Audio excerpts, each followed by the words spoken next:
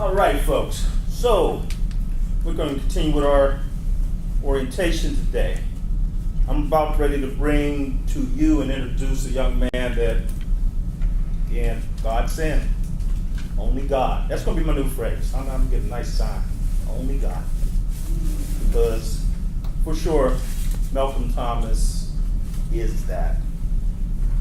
As dean of our school, I want to tell you, Malcolm Thomas was born and raised in Pittsburgh, attended Pittsburgh Public Schools, graduating from Peabody High School, where he was a part of the first graduating class of the CAS, Arts and Science, College Arts and Science, I guess, program.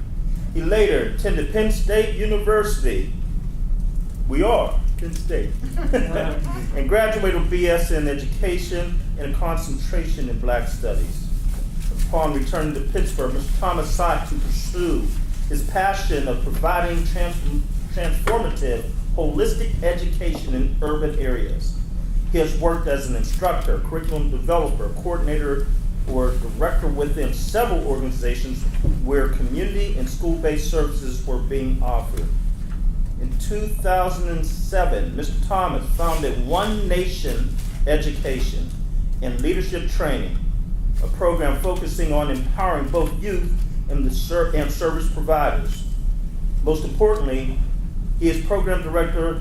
He has been program director for the Reaching Back Male Mentoring and Manhood Development Program and served as director of the Sankofa Leadership Institute. Through these intense initiatives, he has addressed or served hundreds of educators and developmental facilitator, as well as several thousand students in over 15 schools through rites of passage, psychoeducational groups, instructional presentations, assemblies, and school-wide initiatives within the district. His training series for teachers is known as the Authentic Educator.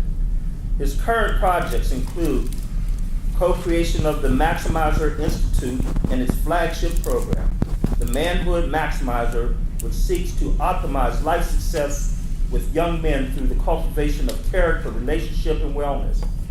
He also works closely with his wife as an administrator for the Children to Africa project, which connects youth throughout the region to African culture and positive self-image through the arts. Folks, and that's only half of it. I present to you Mr. Malcolm Thomas, our Dean of Students.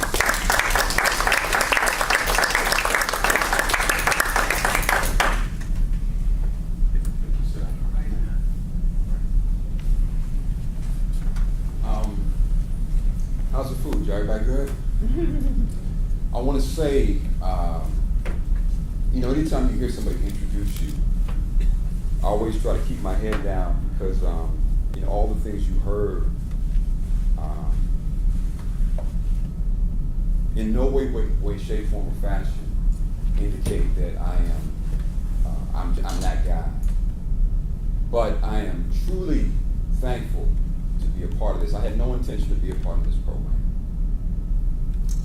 In February of this year, I was hospitalized. I got very ill. I was in the hospital for several weeks. For the first time in my life, I've never been admitted to any hospital in my life. I've always had great health. I could still dunk a basketball. A few years ago, I could beat all the boys in track. And when I woke up out of having major surgery, I felt like I was born again. I felt like I was starting my life over again. And I'm not young, so thank you for that. I'll be 52 on Sunday, so I'm not young at all. Birthday. So yeah, thank you. August 15th is my birthday, so I'll be 52 years of age. And Pastor Kennedy sent me a text. Now he's someone I didn't even see on a regular basis, but he's been talking about this life thing for all these years. Every time I see him, he's talking about life, right? Life. And he sent me a text, just, hey, I'm just thinking about you, how you doing? He didn't even know what was going on with me. I didn't tell anybody. My cousins didn't even know why I was really in surgery. I didn't tell anyone except my immediate family in my household. And he's into these 7, so it was actually on July 1st that I in the middle of the night, I woke up and realized this was probably something I wanted to do, and I sent him a message, can you meet me tomorrow? And so it was on on July 1st, actually, that I made a decision that this is where I was going to be. I felt like I wanted to start something new in my career. So all the other stuff you heard about, I felt like it was just a precursor for this, for me. It was my preparation. It was my rites of passage to be able to do something of this magnitude, because I've never been associated with anything like this, to be quite honest with you, in my life. So I want to thank you for that, and for your vision, because it just overwhelmed me. I expected to come, and he was saying, we're up here at the Parkway Center of Receivers. I expected to come to a big warehouse, and we were going to have to build the building, and he brought me to the thing, and I told my wife, I said, this is it. This is it for me. So I'm excited to be here. I'm a little bit subdued because I'm trying to be calm. I want to give you, so I'm going to build my energy up as I go through the presentations. You have me on 4 different days. So today I'm going to give you kind of a macro look at things. All right? I'm going to step away from this for a second. And then I'm going to go a little bit what I call meso. So look at how this looks long term. What would this look like if we could take a child and a group of children from grade 6 to grade 12? That's a serious thing you can do with people, that longitudinal growth where you're working with the same group of children, the same group of students, which I've never had a chance to do.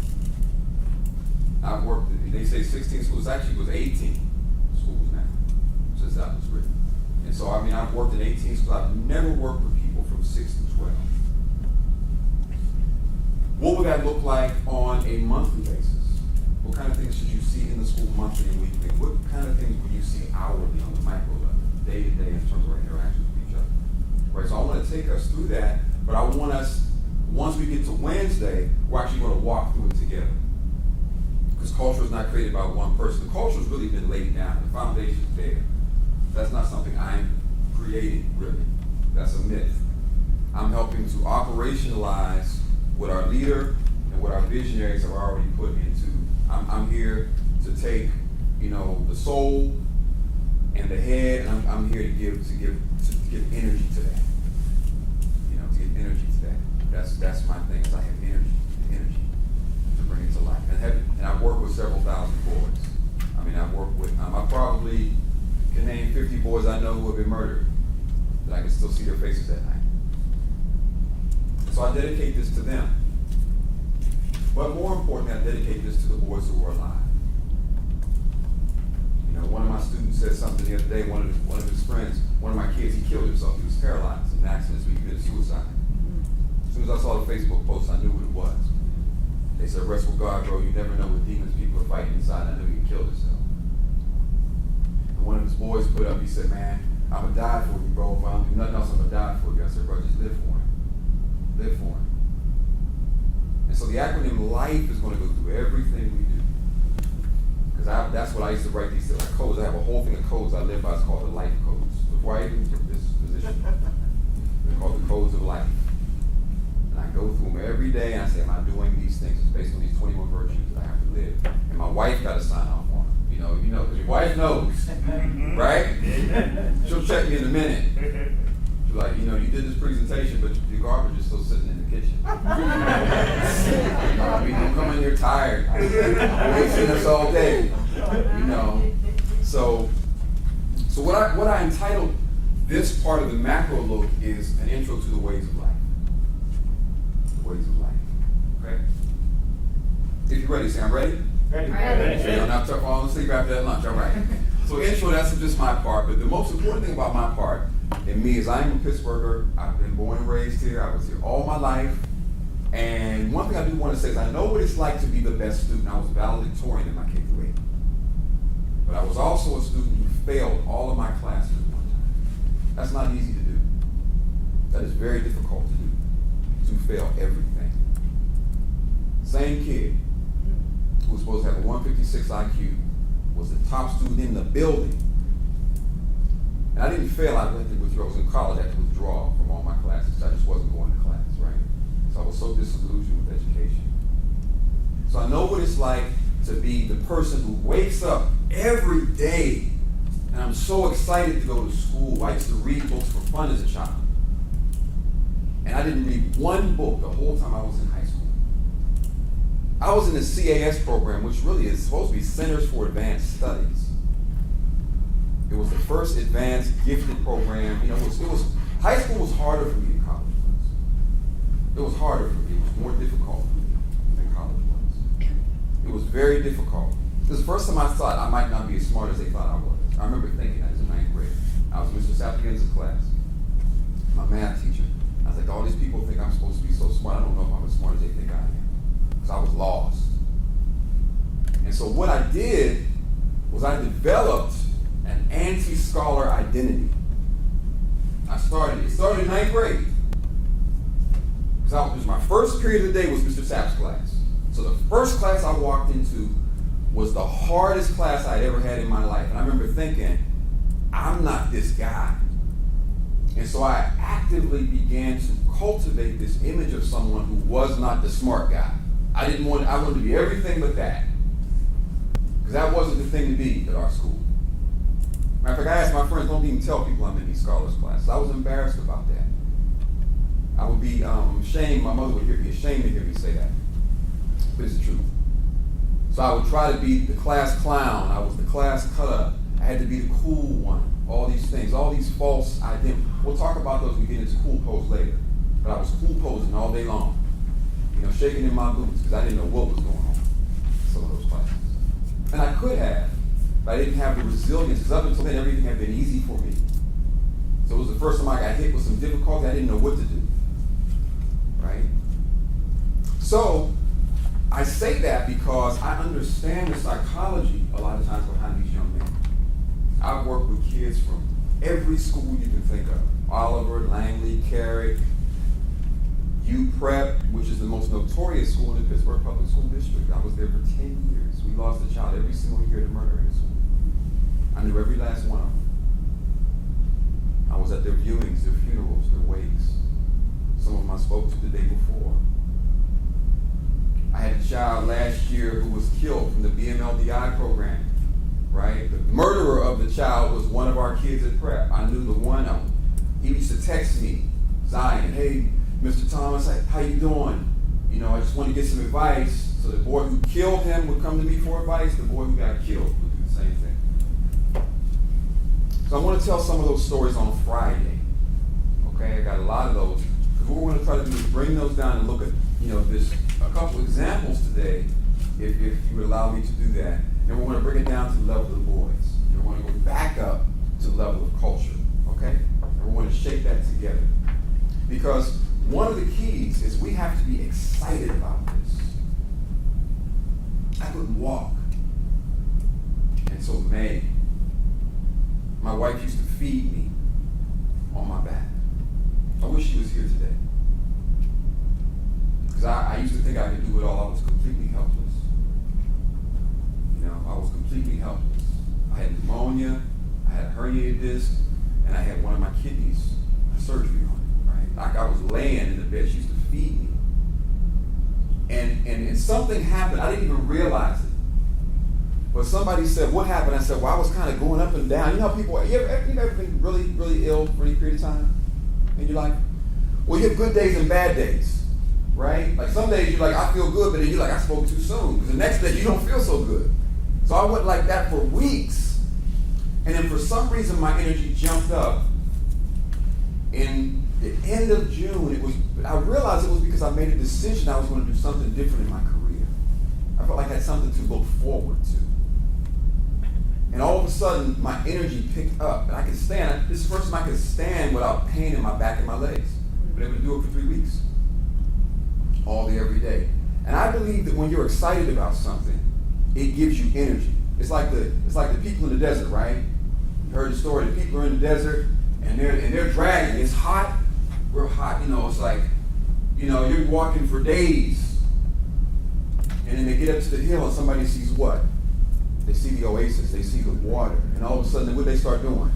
They start running. They start running because you can see something that you can go to, right? And you get energy. Energy that was trapped before becomes liberated.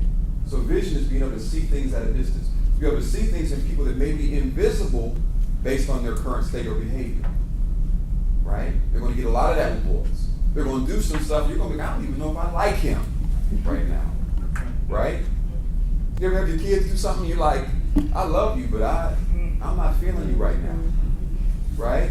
So there's a lot of that, which we'll talk about later. But part of my job, under the direction of everyone here and with the help of all of you God-gifted people, I am not good at everything.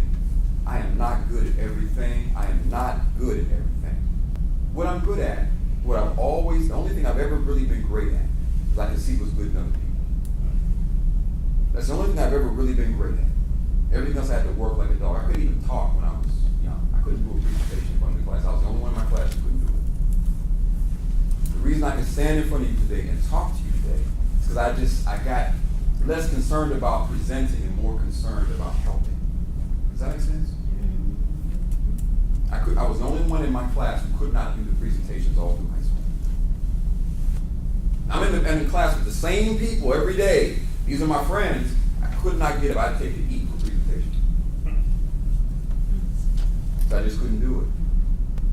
So what we can do becomes accessible when we have a reason, the right reasons to do it, right? So part of what my job is to try to bring that energy to everybody here. Because I can look at some of you, even after a few minutes, and I can see the levels of talent and gifts that you bring. And we're going to help so many people here. And when you get around, it's exciting to me to be around people that you can learn from and grow from. I've been knowing this brother since I was a young man, and we're here working together to bless people. That's exciting to me. It's exciting to me to work with a man with this kind of spirit. So, today we're going to talk a little bit about the 3 pillars. Usually people talk about 2. I use 3. And what are the elements of those? Okay? Then we're going to look at some case studies of a couple places that I've studied over the years. Some at the recommendation of our founder. So when he talked about some of these schools, I'm the type that I'll dig all in. I've probably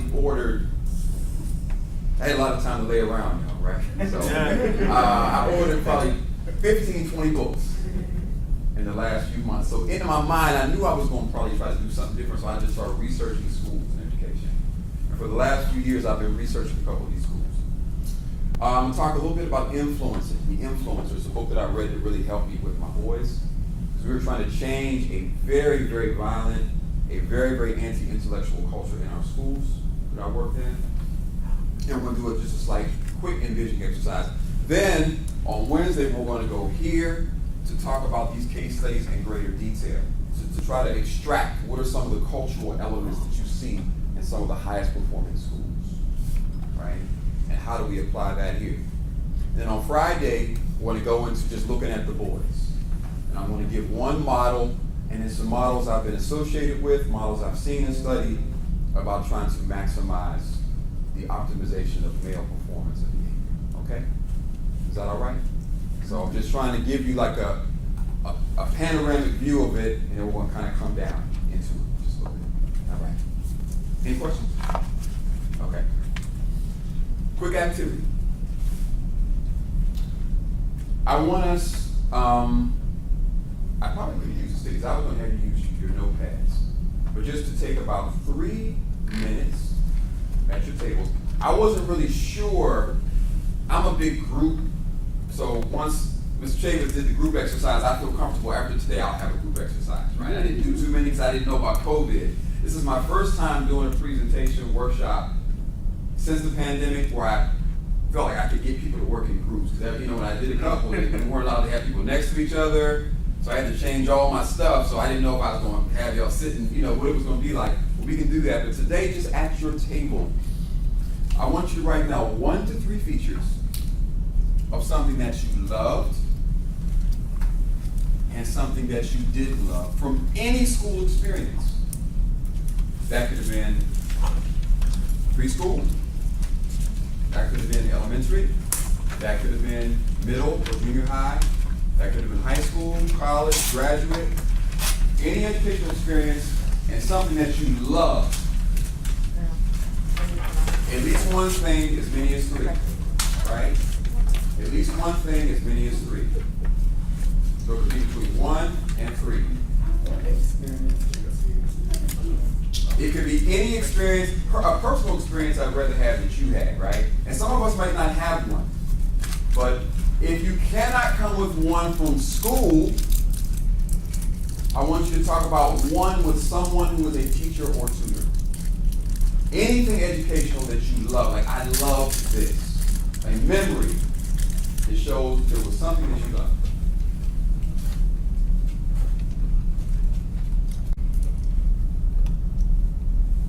And I want you to really concentrate on a memory, something that you remember. I remember when, right?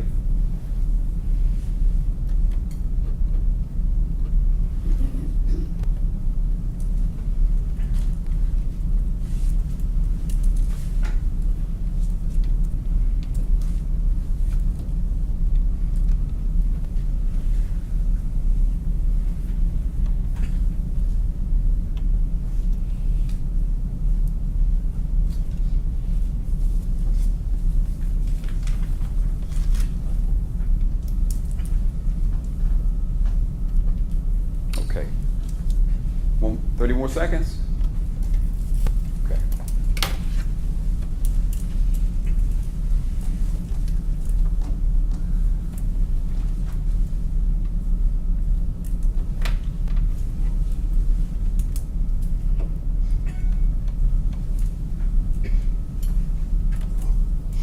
Okay. So just any volunteer. I'd like to get at least 3 people, if not more. But if we get the spirit, we can continue to go more, okay? We can get the whole room if we can. But I want us to really be candid because I want you to put yourself in the position of something that, this is something that I remember when, and I just really felt good. I love this. Anybody? Yes, sir. You want me to stand? It'd be better. Maybe we can hear you better if you can. Yes. Just something what I love. You want me to? Something you love. Okay. What I loved. Or you can do both if you want to. I'll do both because they kind of relate. I'll start with my not loved because when I was in 4th grade, my 4th grade teacher. So I went to a private school, Shadyside Academy. My mom taught there at the middle school level, so I got a free ride.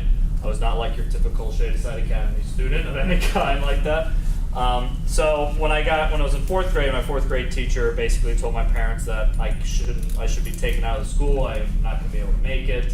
I won't graduate. I should be transferred back to a public school. So that's something I didn't love to hear, and that kind of put me in a little bit of bad taste for school for the rest of my my schooling. But then I got to the middle school at Shadyside and through the high school, and just my interactions with the teachers, coaches, the staff, including like lunch staff, janitorial staff, really anybody in the school really were positive influences on my life. My coaches, they really pushed me to be better, have great experiences, and my teachers at the high school level, and especially in the history department, really helped me kind of see the light of what I want to do with my life, and that was to pursue a passion to be a social studies teacher. So I really respected them and their passion and compassion and empathy for me. Thank you, sir. Yep. And I want people to take note of what your colleagues are saying, because sometimes people are giving you the answers to the test. Okay, thank you. Anybody else? Something that you loved? Yes, ma'am. So, as I was telling the group earlier, something that I didn't love is that in grade school, I had a teacher that told my mother that I was falling behind in class because it was hard to comprehend what was saying. She was moving fast with the schoolwork, and so I was trying to keep up, and it was a struggle. And so instead of getting the help that I needed and maybe getting someone to help me do a one-on-one, she immediately suggested that I be held back. So that was the case. So of course the kids would tease me. When I got to high school, because it was when I got to high school, a counselor spoke to me and saw good in me and suggested that I take some extra courses in the evening that would advance me. And long story short, I was able to graduate a year before my class and move on to college.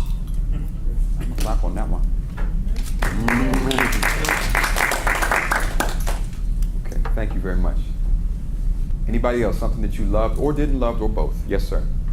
I was telling them in group 2 earlier, I went to Duquesne Elementary.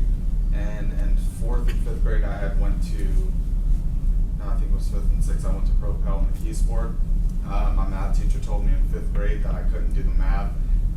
Before he even let me do it, he said, I don't think you would understand this considering where you're from. Wow. As in where I came from. So they made me do 3rd grade math, but the principal at the time of that school was friends with my mother because my mom worked at Duquesne Elementary and she found out about it.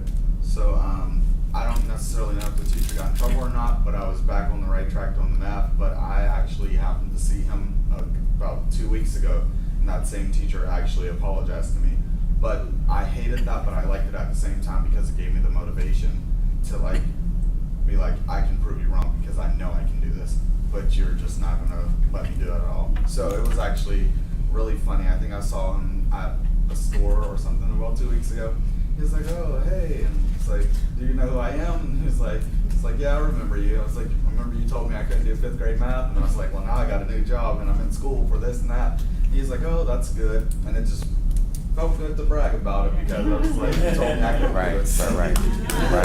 Yes, sir. How did he, if you don't mind, how did he, when, like, you remember the conversation or whatever, how did he respond or when he apologized? How did he word it?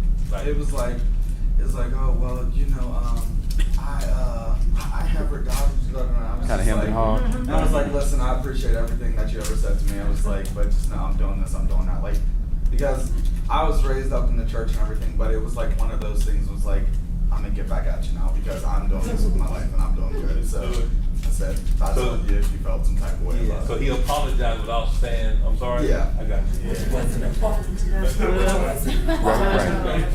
Right. Now tell me your last name again, sir.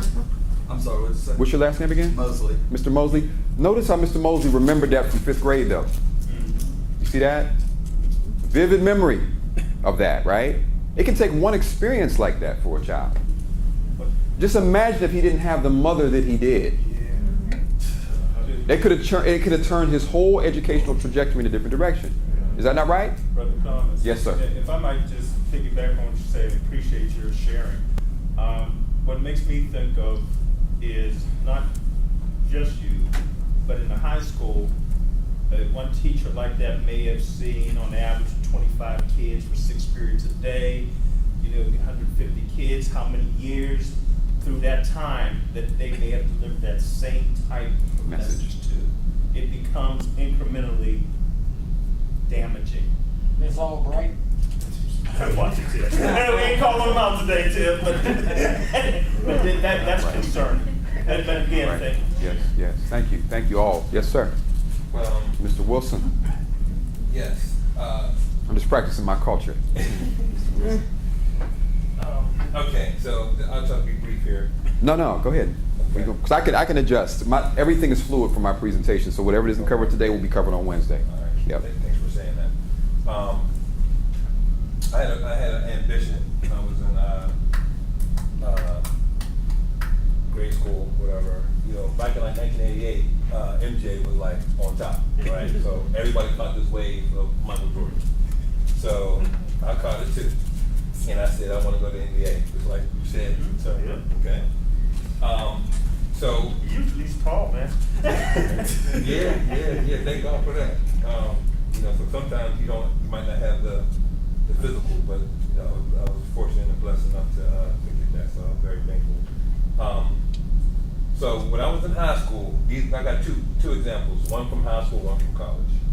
In high school, I'll start with the GER, and that is I had a French teacher who ninth grade. Sometimes ninth grade is a little bit difficult because it's transitioning from middle school to high school. A lot of different changes going on. And then on top of that, I moved from one state to another. I moved from Maryland to here. So I had a French teacher in 10th grade after not doing so well in 9th grade, and challenged myself to become an honor student. So the first quarter of my 10th grade year, which would happen to be the best quarter of my whole high school career academically,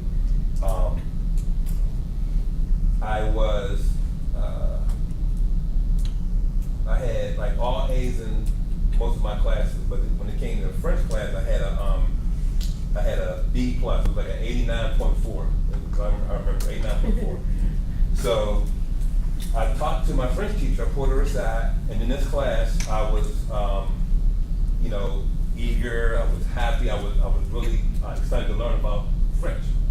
So I raised my hand and all that kind of stuff, and eventually she stopped calling on me. Like I would be the only one raising my hand and stuff.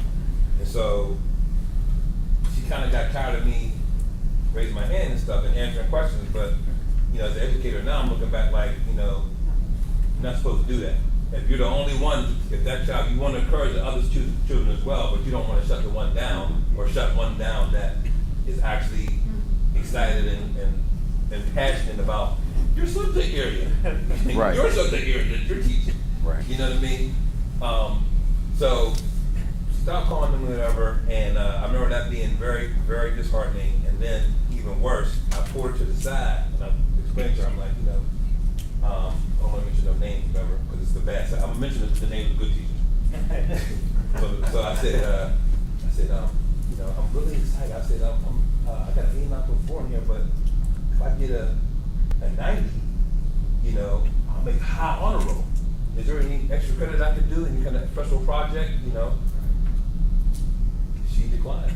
She would not let me get a high honor roll. She would not give me an extra assignment. She would not give me let me redo one of my speeches or whatever. And I just thought that was just real messed up. Yeah. Because I was so excited to actually have achieved honor roll for the first time. And I did not exceeded my own expectations by getting high honor roll if I would have got those 0.6 percentage points. So that was one. That was 10th grade. 12th grade comes around, another teacher. 11th grade was very difficult, worst grades all through high school was 11th grade. So 12th grade, trigonometry class, I didn't understand it. It was very difficult. I tried, I just couldn't get it. So, I would go to the back of the book and write the answer down, cheat and, try to minute and stuff like that. I wasn't the only one. None of us have ever done that. Plagiarism. So You're the only one in here that ever did that, Mr. Wilson.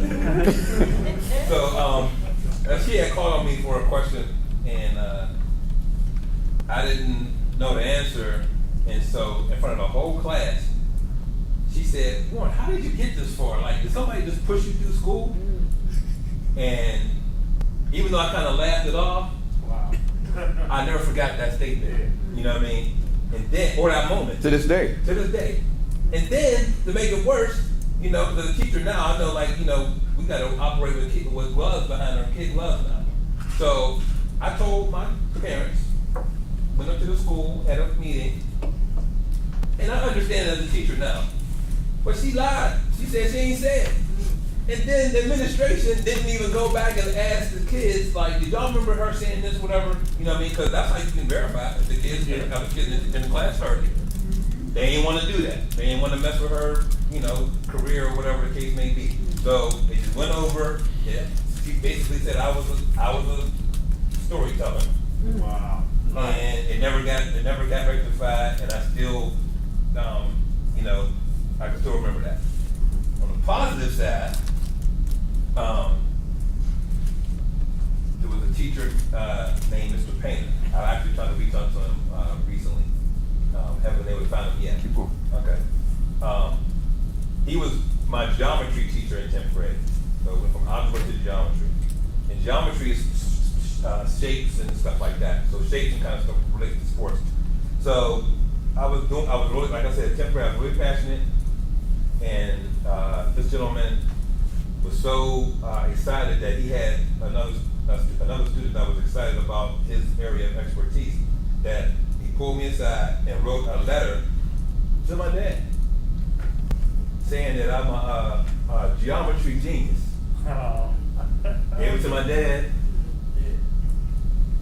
And I always remember that. You know what I mean? Because it made me feel like, because I I never thought I was like real good at math, whatever. But when he did that, that made me feel like I could do anything. Man, I can almost feel it in your spirit when you talk about it.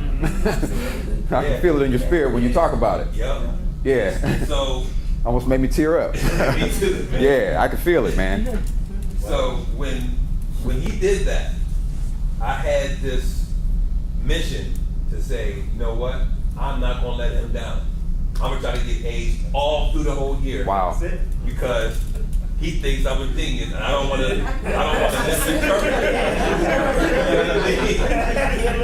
I don't want to mess up his vision or his opinion of me. So you're doing the training right now for us, right? This is the workshop. Yeah, yes, sir. And then also, Mr. Painter was our health and physical education teacher, and at that time in high school, of course, I didn't know what career path I would take outside of professional sports. But Mr. Chifo was our health and physical education teacher, and he had a profound effect on me, which is kind of one of the reasons why I went into health and physical education later on. Just from some of the side conversations we had, just how he treated me. He never treated me. I never felt indifferent in any way. He was always encouraging, things like that, little just nudges that just kept me going. So shout out to both of those gentlemen.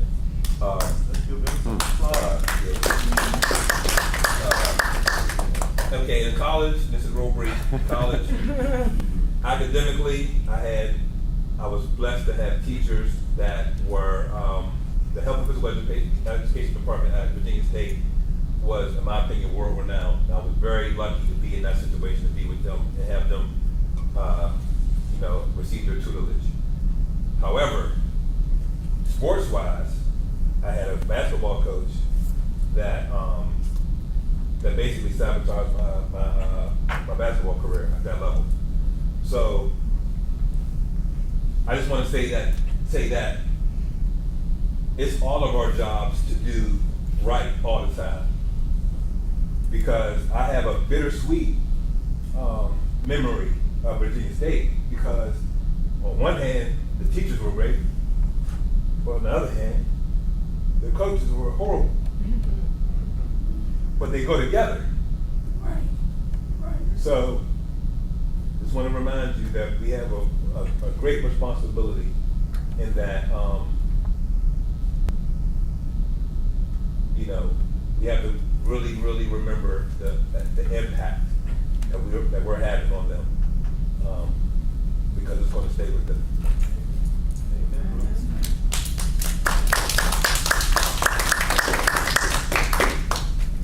I was just gonna say real quick to kind of piggyback on when you said like the teacher, whenever she like lied on you. That's one of the things I feel like that's happening too much now, because there are some of those people that they're not actually there. Like, don't get me wrong, you go into your career and stuff for the money most of the time, but there are actual people that's just there for the money. They're not there for what's best for the kids. And at the end of the day, that sucks, because you can't teach a kid, like, at the end of the day, you cannot preach what you're not going to practice. So that's one of those things, like, it does suck when you have teachers out there like that. Let me say this, thank you for that comment. Brother Malcolm, I know you're gonna have 50 days of this stuff. Yeah. So we got time. We're gonna we're gonna just milk this out, because all these nuggets all you sharing are hitting upon some very, very critical things that, as a leader, I need you to soak in this experience that you're talking about. But as teachers, as people working with the young men that we'll have, we'll make mistakes. They'll happen in front of kids. You know the easiest thing to do? Is admit it and apologize. Okay? But I've had teachers who, when they make those mistakes, they do the lie-up thing. They dump it on the kid. They go into denial. And one of you said, all I had to do was go ask the rest of the kids in the class. I know kids can tell physics, but I ain't got 30 kids all at one time going to do that. Usually kids say, Mr. Chip, he did that. Teacher, they'll tell me that. The one thing I will not accept is for you as a adult, as a teacher, we're all teachers, we're all teaching, to come to me and lie on the kid. to not tell me the truth. I can fix mistakes. I know that parent's gonna be pissed off when they hear that you said, I did kind of call them and joke, dummy. I said, but it'll even get worse if you try to say you didn't do it. Okay? But we'll work through with that parent and I'll talk to you about that, but I cannot defend lies. And I don't want to be linked to, so in a union environment, teachers like, oh, you're a principal, you're supposed to agree with me every time. No, I can't. I will investigate it. I will get the facts. But one thing you can say to me a lot of time, and you personally, I'm pretty good at finding the truth, okay? I am. I should have been a detective. Yeah. But that's part of the principal role. But when I get the truth, all I need to know that you are honest with me, and then we're going to find a way to keep your integrity. Usually at that time, the kid will even say, when they know you're telling the truth, you know what, I was wrong too. But I've had teachers, when they come to that, okay, I don't have to be defensive, because my job is not to get you fired. That is not my job. My job is to support you, help you be your best, so we all can maintain a job. But not at the sake of undermining a kid, putting him down, going to the parent, and me having to represent the school based on a lie. I will never, ever, ever accept that attitude. Yes, sir. I'll have your back, but only if the back is based on truth and honesty. So I'm gonna just leave that right there. Okay. But that was powerful, right? What you said, guys. It's so important that we have that type of relationship. And I know where Brother Malcolm's headed with that. We got to be about that type of business. Yeah. That the ones that we respect versus the ones that just hurt us. And Don? I think you know the difference in schools and organizations, that their culture is adult-centered. When you have a school or a school district that you work in, and they're not student-centered and focused on the students, and it's it's all about the adults, then that's when you will see these type of behaviors. And when I find myself working in an adult-centered organization, I have to go, because schools exist for children, because of children. So I want you guys to really, really reflect on everything we're saying. I care about teachers. I was a teacher for 14 years, but let's keep the main thing the main thing. And Dr. Fenneman, you know this, Mr. Chavis, you know this as well as I do, and many of you know this as well. Everybody says it's all about but that's not what it's always all about, though. Everybody says that. I've never heard a school in my life that didn't say that, where that wasn't the mantra. It's all about the kids. It's all about the kids. But that's not necessary. What does that look like? Yes. Right. What does that look like? Apologizing to a child, because no matter what happens, the child knows. Yeah. Can I say something? Yes. So just to piggyback off of what Dr. Benjamin said, my daughter, I'm in this situation right now where I have an 8-year-old and I'm trying to get her out of the Pittsburgh public school system now as we speak and get her to another school. 2019, right before the COVID hit, my little 8-year-old got jumped by 3 kids. Pittsburgh public school. They were out there playing in the field in the recess. And I guess the kids got tired of playing, and it went from everyone lined up to there was one little boy and 2 little girls. The little boy pushed her, the little girl knocked her down, and the other one kicked her in the nose. Now, the principal wouldn't do anything, and this is why I'm piggybacking off of you. What you're saying, the principal wouldn't deal with it the righteous way. She wouldn't, and I gave her enough time to do it, and she just blew it off. The teachers was trying to investigate what was going on. They kind of knew, but they were scared of her. They didn't want to, jeopardize their job. So I had to go over her head to the superintendent and call a big meeting. She didn't like it. Well, my daughter was so frustrated because these kids were still following her around each day. And I said, run the tapes, because they have surveillance. I said, run the tapes, because that's not my daughter's pattern. They ran the tapes. Long story short, they saw the kids falling around, bullying her.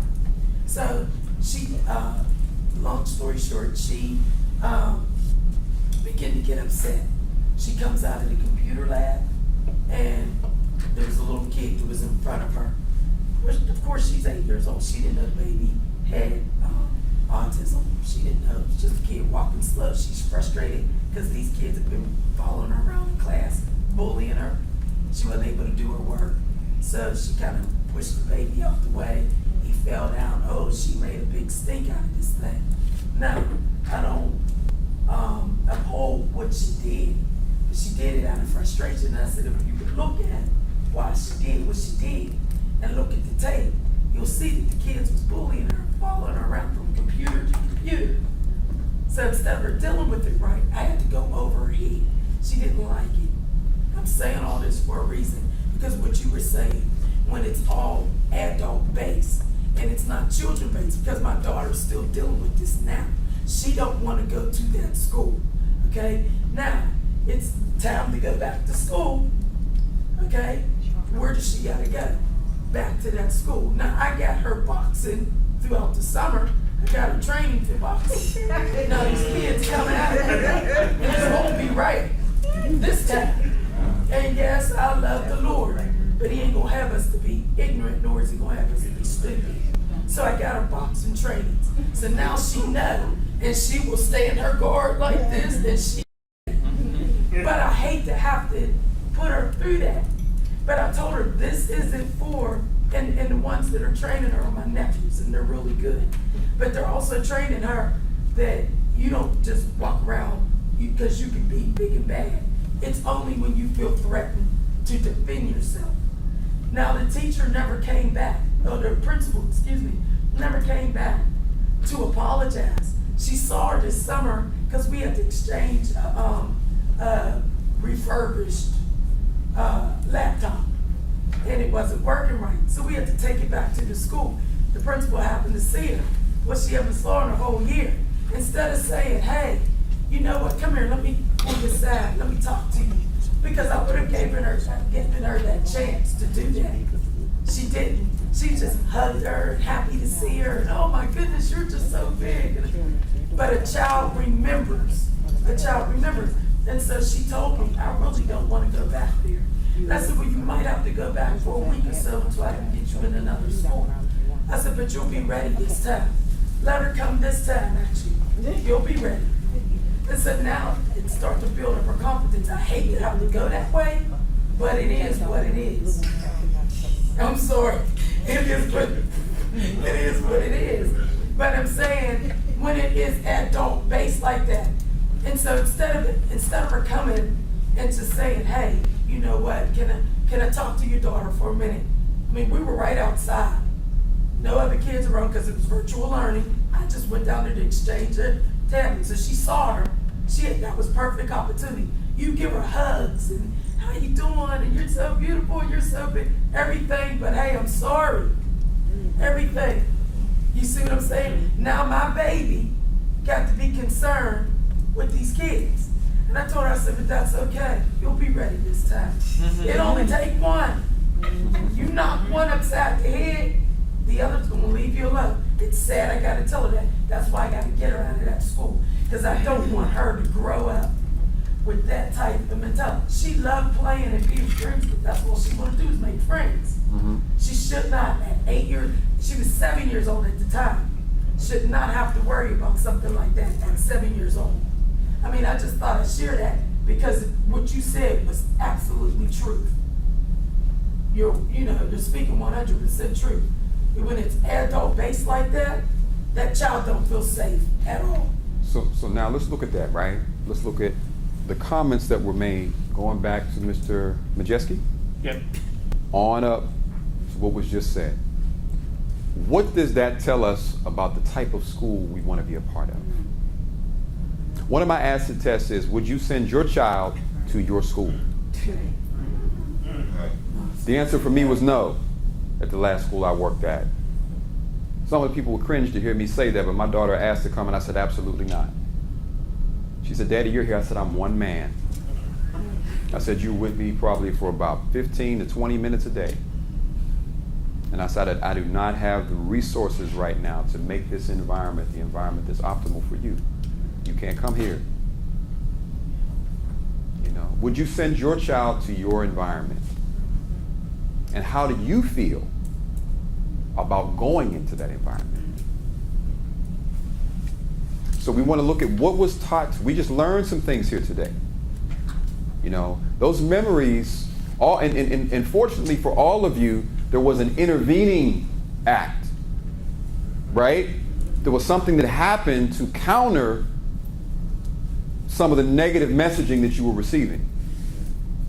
How many of our children have those resources all the time? Are they in the majority? Some of them, they have 20 stories like that, right? All it takes is one. Just very quickly, so I want you to think about this, because we're going to envision, we're going to do a visioning exercise where we break off and try to create this thing in our mind, because the vision has been created, but I want us to see it. Because it's not going to be what Pastor Kennedy said the first week or the first month, right? So we have to have a clear picture of that as we're going through building classrooms, increasing enrollment, you know, trying to get kids to understand we don't have a football team right now. You see? Ain't no girls. No girls. I had my son in Central. He always talked about how I want to say praise the Lord, but you know, because sometimes the boys can't focus. But my son went to Central. He talked about how weird it was every day. Man, it's just weird here. All these boys. I said, son, come on, right? We ended up pulling him out. But I want to say just very, very quickly to add to that conversation, I did not love not being able to feel vulnerable. I did not love being able to go to someone and say I need help without fear of looking like I was not intelligent. I did not love being in a situation where I couldn't say, you know what, this dude's trying to get at me and I'll fight him, but I really don't want to fight because somebody might really get hurt and it might get bigger. There might be 5, 10 other people get involved in this, right? I loved my French class because she made us feel like we were in France. Her name was Roxanne Gall. Maybe the best teacher I ever had. And she ended up being something big in the district, but I remember being her, we all had French names. We would go in that, she would make crepes for us. She had an Eiffel Tower. And I would get in that class and I would feel like I had been transported to another part of the world for that whole period. I'll never forget it as long as I live. And I remember saying, she's gifted.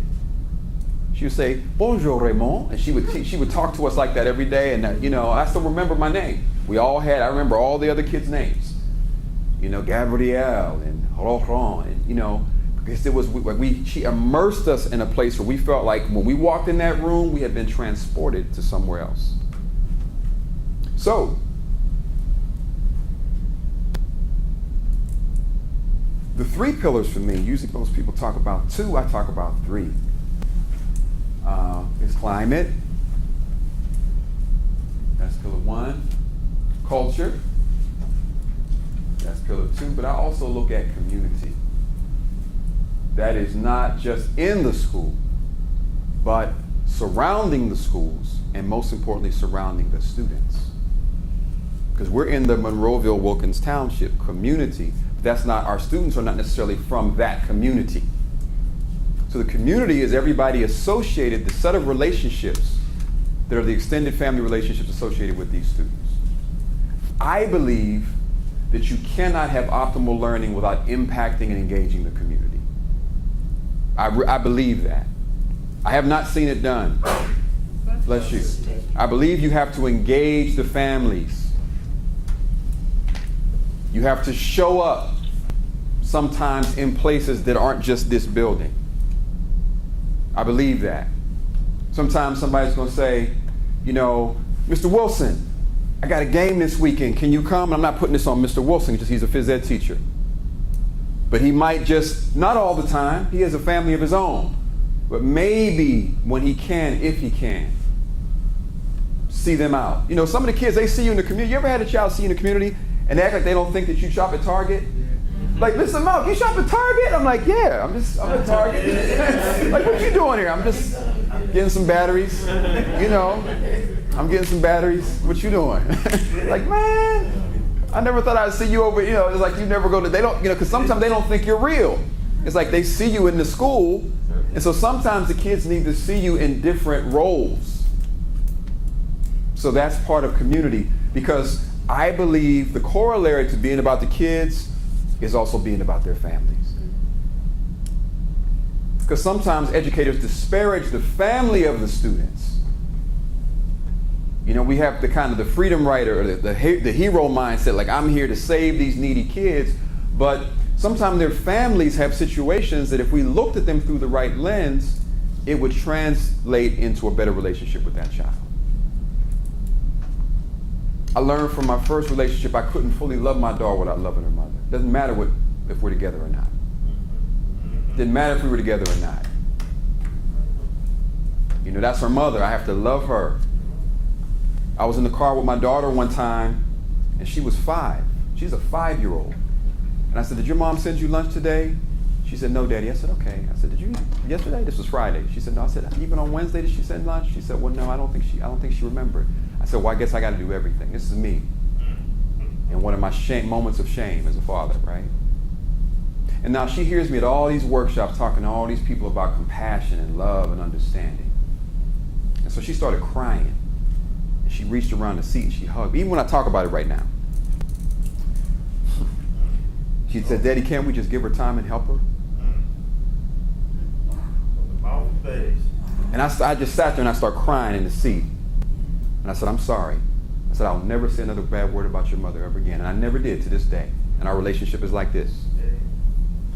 Because I couldn't really love my daughter unless I was willing to try to see the best in her mother. And that's sometimes more difficult for some of us, because some of us are good at building relationships with kids. We're not good at building relationships with other staff. You know, kids shouldn't know who you don't like on staff. They should know that you think down about their family because their family didn't show up for open house. That shouldn't come across. You see that? Because there's a thing called self-esteem, but self-esteem is really an expression of group esteem. When the group that you're from is disparaged, you can only think of yourself as being but so good, unless you think of yourself as being completely separate from that group. You see what I'm saying? So that's just something to think about. This isn't in the educational manual sometimes. But I learned that I was coming in like I was the man for these kids, but I wasn't really building relationships with their families. I wasn't building relationship with my colleagues. So these 3 pillars are the essence. It's community. Having a community here, but being a hub. What I heard was a vision, tell me if I'm wrong, Reverend Kennedy, that this is a hub for the community. This is a place that connects people all over the city, right? But you can't connect people that you don't care about and truly love in the same way, right? One of my friends, he went to a parent conference. They told him all the stuff his son was doing wrong. He said, well, does anyone here love my son? Can anybody here tell me one good thing about my son? I do. See, when you can do that, the parents will listen, because they know their children do some stuff that ain't right. But when you know what I'm really, to be honest with you, but when you can see the best in people, every last one of you, if I ask you, who do you know loves you? Don't say it out loud, but the person you know, if nobody in this world loves me, this person loves me. It's because you know that person sees the best in you. That's the type of person who can say stuff to you that other people can't say. Right? Because they see something else in you, so they can tell you when you're wrong. Right? My grandfather could walk in the room and say my name, and I would stand up. He'd say, Malcolm, I say, yes, sir, I'm sorry. I didn't want to disappoint him, because he acted like I was the golden child, like I was the greatest thing in the world. He's born the same day as Mandela, and he was the most popular person in our whole family in the whole country. He treated me like I was the greatest thing living. So all he had to do was say my name. He could correct me. I'd start to cry. The kids will accept that from you, and the families will too. when we can see the good in people. I've never had a great relationship with anyone in my life that I had negative thoughts about. At the moment I was having those thoughts. Try it. You'll find that you never will have a great relationship with someone who you hold negative opinions of, fundamentally. And if it is, it's not great at that moment, right? But that takes training. We're going to talk about that. It takes training to train your mind to think good things. Some of us who are married, you know that, right? Sometimes the person that you're the closest to in the world can get on your nerves. So I mean, you know what I mean? My wife will. I asked my wife. She'll be like, "Yeah, brother, you know." Tell me you already know. So, community is bigger than just a relationship with that child. That in and of itself is a task. It's about fostering sometimes relationships between students. I had a teacher who was my favorite teacher in middle school, and one day he said something to me about a student who really looked up to him, and I know it would have hurt their feelings if they heard him talk about them like that. He was trying to impress me. He was comparing them to me. And I don't remember too much else except he was never my favorite teacher again after that day. Because I knew that an adult shouldn't be having that kind of conversation with a student about another student. He was never my favorite teacher again after that day. I didn't realize that until later. So, climate is the mood of the school as defined by Baruti Kafele, who's one of my mentors. It's how do you feel when you come into this school? What is the predominant feeling that we have? Sometimes it's the feeling that you have when you think about the school or a place, right? How many of you ever think about going somewhere and your whole energy just changes? You ever had that happen? Just thinking about it. And it might not be a good change, right? It's like, oh God, let me pray, you know, let me get myself together, maybe get some coffee, right? Because you just the thought of it. You ever had somebody in your life just to think about seeing them, it makes you feel anxious to see this individual. At one point for me, that used to be my dad. I was intimidated by him. So when I would get ready to see him, I would get nervous. You know? I felt like I couldn't really be myself, even my best self. So the mood, sometimes you think of somebody, you smile. Anybody have a person you think of their name, you just start smiling? Because part of the mood of the school is the attitude of that person. People who smile a lot, you smile when you what? When you think of them. Right? People who have good energy, you get good energy when you recall your interactions with them. I want to point you out, but every time I see you, you're smiling. I have no idea what else is going on in your life, sir. But you have, ever since I've known you all my life, that's how you've always been. And when I think about you, and when people mention you to me, they smile. I just texted my cousin Margot. I said, I'm here with Brother Warren. She said, oh man, she starts smiling. Right, so part of it is to understand that everybody's going through something. So how can we bring our best energy out? Because I guarantee you, it's helping somebody get through something. It really is. So, yes, sir.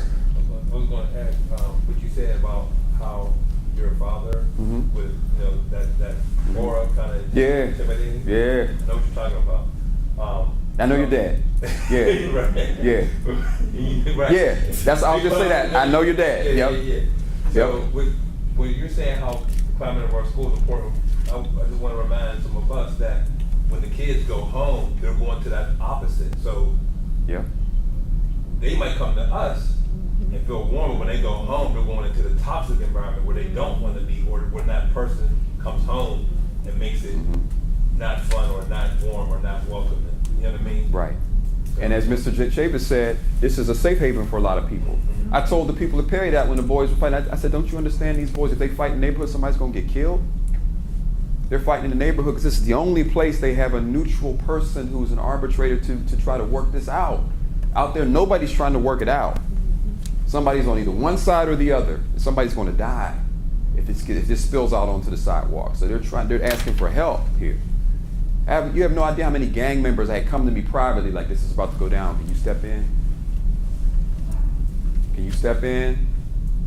He said, Mr. Mark, I'm trying to practice the stuff you teach me, but if this goes down, we're going to have to kill somebody. And I'm trying to do what you're telling us to do, and I don't want to do that. I don't want to die, and I don't want to kill nobody.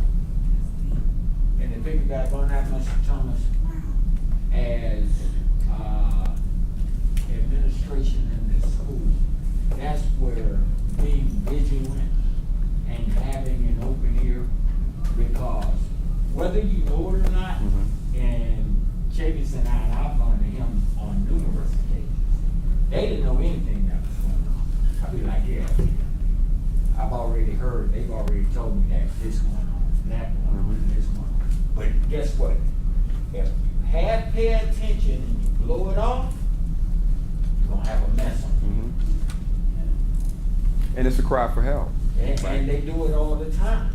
But if you're not paying, they ask for help all the time. But if you're not vigilant and you're not paying attention, you'll miss it every time. And it'd be the little things that they say. The only reason why, and I hear you, Tim, is that they even let you hear it, because they trust you. Yeah. They trust you. You've already built the foundations. They say, well, here's security. How many people go tell the security guard what you've already do wrong?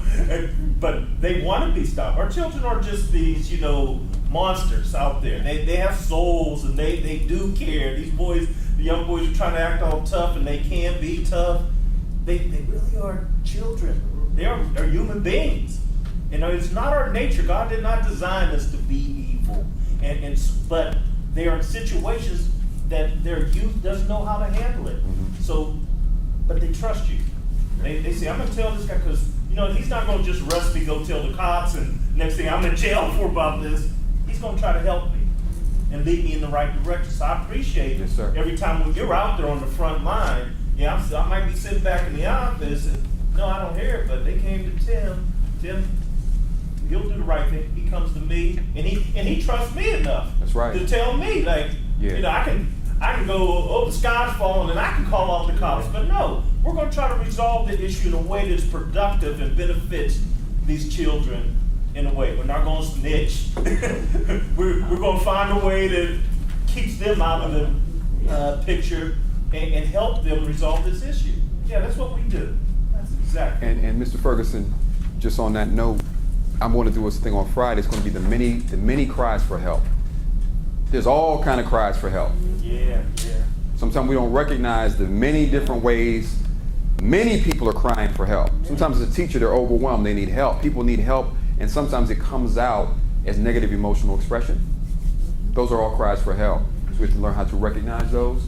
So factors which shape culture and mood, we're going to talk about those on Wednesday. Like the type of things that help to impact that, right? But for sake of time, I want you just to see this very quickly.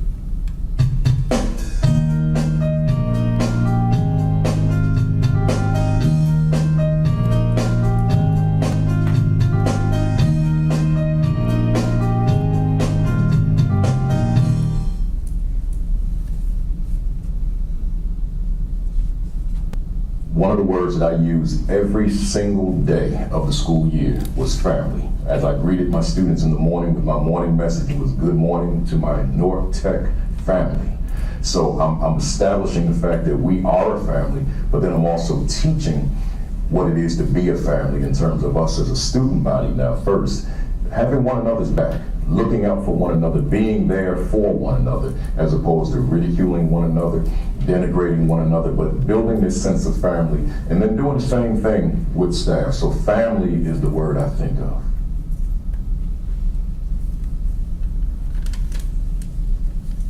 When I think about obstacles to school improvement, I'm really thinking of urban schools. I'm thinking of some rural schools as well, but I'm primarily thinking urban. I'm thinking tough urban districts, tough urban cities. And one of the biggest obstacles that I find is the pressure to perform on standardized assessments, but forgetting school climate and culture. And I say that school climate and culture trump everything else that we do. That climate, which I define as the mood of the school, has to be conducive to a youngster having a willingness to soar within that school.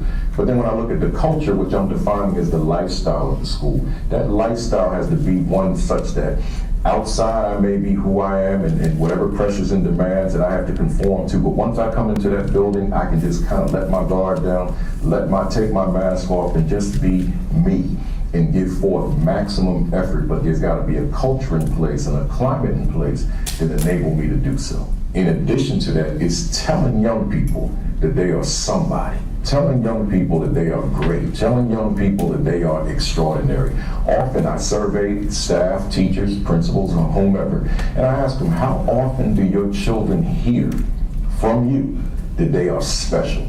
How often do they hear from you that they are great, that they are extraordinary, that they are somebody? And in many cases, in most cases, teachers will admit to me that, I guess I don't tell them that every day. I said, but these kids in particular, they're the ones that need to hear it. They need to hear every day that there's somebody and that the possibilities for their lives are limitless.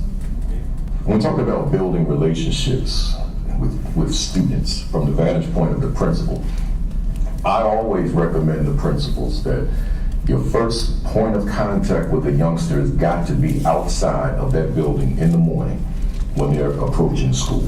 So it just does my heart well when I can go to a school and I see that principal outside. I don't care if it's 20 below zero. I see that principal outside shaking hands, saying good morning, with a smile on his or her face, welcoming those young people into the building. In the last school that I was principal of for 6 years, a high school, there were metal detectors and x-ray machines and conveyor belts at the front door. Well, I couldn't let that be the first thing that my young people saw. I needed it to be me, the leader. So that regardless of the weather outside, they saw me with a smile, with a handshake, with a hug, to let them know that I'm glad to see you, welcome, and let's have a strong day. Now, what does that look like at your classroom? Right? You know? What does that look like for me as the dean? How, my proactive, where should I be positioned? To support my leadership with students every day, So, elements of culture. And then we're about to run out of time, so I'm gonna show you this really quickly and we'll get back to some of this, because some of it is what I'm gonna do is I'm gonna take these concepts and then we're just gonna go into them. We're gonna take a deeper dive, okay? Because really simple things, but then operationalizing those things, because many of these things aren't habits. So we know what to do a lot of times, but it's not habitual. That's the problem. People are not creatures of understanding. They're creatures of what? So you fall back on your habits under pressure and over time. Not your level of understanding. That's why people with 8 PhDs have some of the worst habits in the world. Right? Some of the biggest corporate leaders have some of the worst habits personally, because we're not creatures of understanding, we're creatures of habit. So how do we get the boys into a rhythm of doing things over and over and over and over and over until it takes no effort, no energy, and not even a thought to do it? And they can do it under pressure. They do it day in and day out. They do it even when they're tired. The elements of culture, the values. We have to have core values. If you really look at the core values by Dr. Kennedy, the core values are in the statements, right? I like acronyms because they're easy to remember. So I had a core value. As soon as he showed me this, I thought RISE, respect, intelligence, service, and excellence.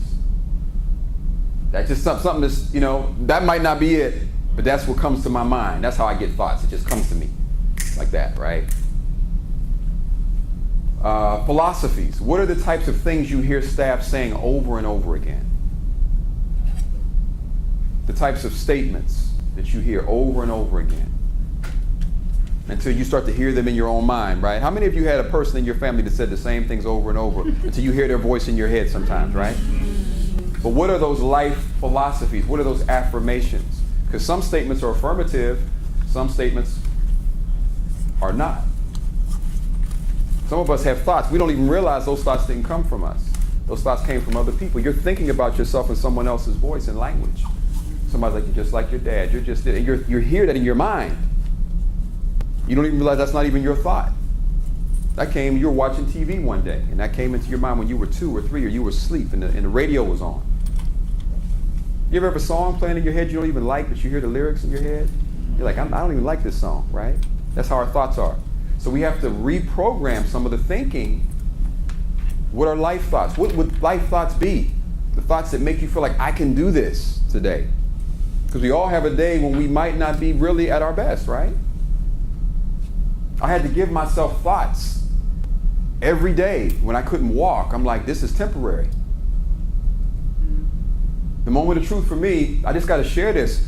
I was in the hospital and I was taking it like a trooper. I was about to go into surgery. Everything was good. I didn't even tell everybody what the surgery was. Nobody knew except my immediate family that I was having this major surgery. And so after the surgery, I came out and all the medication wore off at about 1:30 in the morning. I had a big incision here, here, and one across here. And I had a herniated disc in my back. Remember, I was on oxycodone for the pain in my back, the nerve damage in my back. So there was two different things. And I remember waking up, and all I remember is I went to hit the panic button, and I couldn't find it. I was all in the dark, and I was patting the bed like this, and I started hyperventilating. That's never happened before. I was like, and I was going like this for about 5 seconds. I couldn't find the call button for the nurse. And it had fallen on the floor. And so I said to myself, and I had two thoughts. I said, one is, I said, man, as strong as you think you are, you weren't really ready for this. And the second thought was me laying there looking so helpless on the bed, just pitiful. I couldn't move. All I could move was my head and my arms. And so I said, but what do you teach? I said, and I heard it. It's almost like somebody else was in the room talking to me talking to me. And I said, what do you tell these boys? I said, man, this isn't even that hard. I started talking to myself like I was another person. I said, this isn't even that hard, though. I said, you could be dead right now. You could have glass in your eyes. You could be paralyzed. This isn't that hard. And I said that probably about 1,000 times in a row. And I had a picture of me, instead of laying there, I had a picture of me dancing with my wife at age 80. Just picture us both being 80 and dancing in a circle, being fully recovered. And I said, now what do you need to do? And I started taking deep, slow breaths. And I did that for the next 4 hours. So the nurse came. Because I had to affirm myself. I had to tell myself certain things. Because we all talk to ourselves, but sometimes we don't know what to say. Right? That's what's wrong with our boys. They talk to themselves all day. They just don't know what to say. Because they're using things that have been put into their mind about who black males are, who they are, and what they're going to be. So we got to sometimes change that narrative in their minds and in our minds for us. What is our language in terms of our body language? So that comes into the philosophies. What are our rituals? What kind of things do you know? They know this is what happens at a life school, right? If you deviate from the ritual, they know we didn't do this yet. We didn't have our circle. We didn't do this. We didn't, Mr. Shavers, you didn't even come greet us, right? Mr. Wilson, you weren't at your room. You didn't smile. Whatever the rituals are, what are your rituals? What are our rituals? To the point where you can distinguish a life educator from others. So when I go into your room, you have your own style. I'm not going to be like Miss D. I can't be her, right? I can't give what she gives. I don't have her talent profile. I don't have her energy. I don't have the ability to do what she does. But I can have a similitude of that enough they understand that we're part of the same life family. See that? So now, me and Mr. Robeson, they're like, oh, y'all must be life teachers. So what are the rituals of the school? These are things we're going to envision. What are the ceremonies? What types of things do we celebrate? Because when I was in school, we knew all the people who could fight. They were celebrated. I'm serious. They were celebrated in my high school. I didn't, in some schools, you don't know the scholars. You don't know the people who can do different things. You don't know the different. I had a group of boys at Oliver. I said, what do you guys want? How many of you guys know what you want to do? They said, I know what I want to do. I said, all right. I said, what you want to do, Mike? He said, I'm going to the league. I said, well, which league? He said, no matter one of them, NFL or NBA. Right? NFL or NBA. I said, okay. So I'm not killing anybody's dream. I said, how many guys know you want to go to the league, one or the other? Every single hand except one went up. Except two went up. This is out of 18 boys. I said, how many of you guys tried out for the team this year? Every hand but 3 went down. So what does that mean? It means they have no idea what they want to do. They see one option, which is sports. They didn't even, how many guys in the league you know didn't even try out for their team? Think about it. They've never been given, right, affirmation about the many. I believe there's a talent recognition deficit in schools. We're going to talk about the talent recognition deficit. You can go to school for 12 years and no one knows what you're good at. You honestly think the best thing you can do is play basketball and you don't even try out for the basketball team. Think about that. I want to be a rapper, but I don't even rap. You see that? Yes, What ma'am. about when that's true even in the homes? A lot of times they're not even appreciated or celebrated at home for what they're good at, and possibly the parents don't take the time to know. Right. I think that's another thing we gotta make sure we're Right. pushing for the parents. Yes, ma'am. And remember, we got to take this stuff from ideas to practices. Right? I think it's a lot with like a lot of people see people getting full rides in college with just the sports and everything. Because one of the main things that I saw this year recently with the class of like 2021, whenever they were graduating, they were complaining about them not having sports at first, and they like, I saw a lot of people complaining on Facebook. They were like, I don't think you guys understand. This is our only way in to college because we can't do this or we can't do that. And they were basically like, the one kid, like, I split up and I like asked him, I said, well, what do you mean exactly? He's like, I'm not smart. I can't do this. I can't do that. All I have is my sports. So that's the only way I can go to school and make it out. So that's one of those things too. I feel like people don't pay attention because you got a kid who can play sports. So you're not going to focus on them as much academically. Or you got someone academically, so you're going to automatically think they can't do this on the sports level either. Now, Mr. Mosby, what would happen? Just imagine what happens if you're able to show numerically and through example that STEM is a multi-billion-dollar industry, right? Careers in that, there are more people making more money in that than there are in sports. We don't know that though, because we have no ignition moments. I'll talk about those where you see someone doing something at a superlative level, it makes you feel like, I want to do that. We just see the football game or the basketball game or the dunk or the dribbling, right? Over and over and over. So ultimately it's a school identity. Who is a life scholar? Who is a life cast member? And then the relationships. So I want to show one more thing. Starting on Wednesday, we're going to go through a few case studies of successful programs that have some semblance to what we're doing. One is going to be Westside Preparatory Academy, started by Marvin Collins. One is going to be the Harlem Children's Zone, which is a 10-block campus in Harlem. It mimics the vision that we talked about. You can get everything you need in the Harlem Children's Zone, right? People come there, they're beating down the doors to get their children in these schools, right? One is just a very brief look at the Schenley Experiment, which is where they turned Schenley High School back in the 90s from the worst school in the district to the most sought after school in the city, where it made national news when people stood outside for 4 days and slept on the sidewalk to get their children into Schenley in 1994, because they changed the culture and the climate. Right? People, if you bring up Schenley to people who are graduates, they'll cry to this day. It's a book you should get. It's called The Schenley Experiment. And most of all, we're going to look at Urban Prep Academy, which is the first all-boys charter school in Inglewood of Chicago, Illinois. Okay? I've run out of time, but I do want to show you just a brief clip of that, but I don't want to cut in. I could show this actually on Wednesday, and I could leave with that because it's already 2 o'clock. Your call, bro. We're gonna go over. I'm going to stop. I'm going to practice being on time. Give me something to look for. Okay, and we're going to watch this on Wednesday, and what we're going to do is I'm going to show you a series of 5 different clips about urban prep.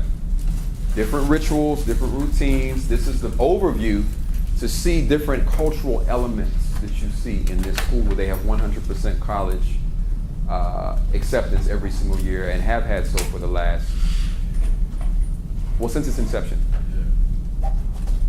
I don't know the year they started, since its inception. It's probably on here since 2002. Cool. Right? So that was my time. I want to say it is a privilege to be here serving you all, working with you all. I am here at your service. I will make an attempt to get to know every single one of you. You'll probably get a chance to see my children at some point. My wife, she's going to come up today just because she wanted to meet. Because I talk so much about you all. Pastor Kennedy, talk about Reverend Kennedy. She's like, I want to meet them. I said, well, you got to meet them, you know. And Mr. Chavis, so I just want to say thank you for your decision to be here. And I will do everything I can to support you and model every single thing I say every single day.